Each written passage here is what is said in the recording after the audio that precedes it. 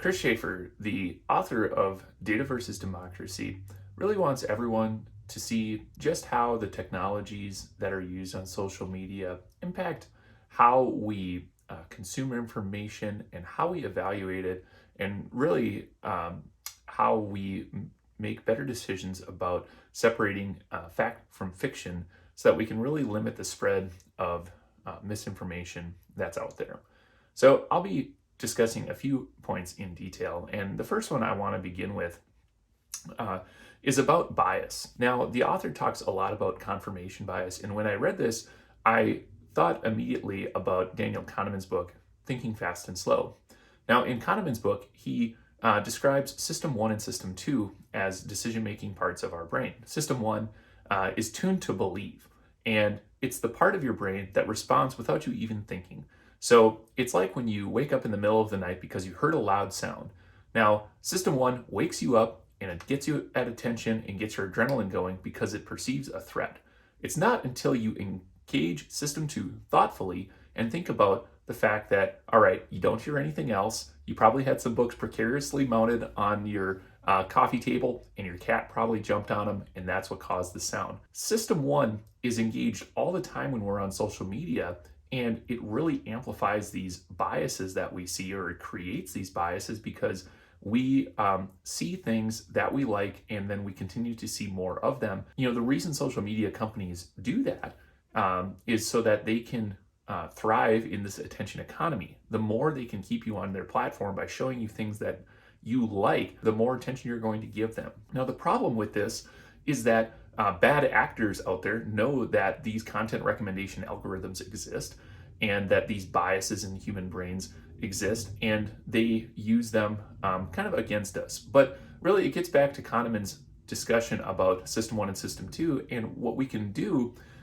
is to be more thoughtful about engaging System 2 and acting more like researchers to try and disprove what we see, just like disproving a hypothesis. Now, the second point that I'd like to discuss is that the author says in chapter 4 that social media platforms are mediated public spaces, and I completely disagree with this. A lot of the times people will argue that social media platforms are public and that they're monopolies. They usually cite a Supreme Court case titled Marsh versus the state of Alabama. And when I looked into this, it basically stated that a town that was owned entirely by one company, there was an issue with a citizen who was exercising free speech, basically out on the street, and they were arrested.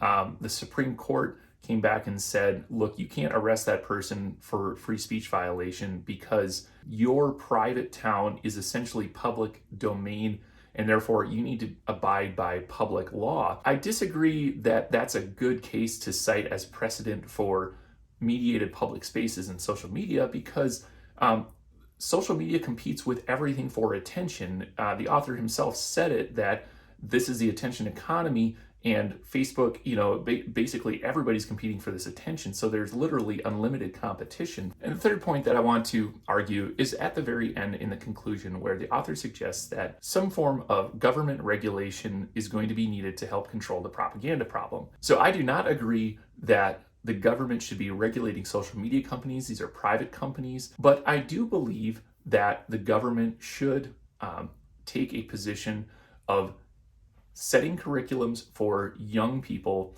to educate them early on what biases are, and really about what that System 1 and System 2 does when it comes to evaluating information.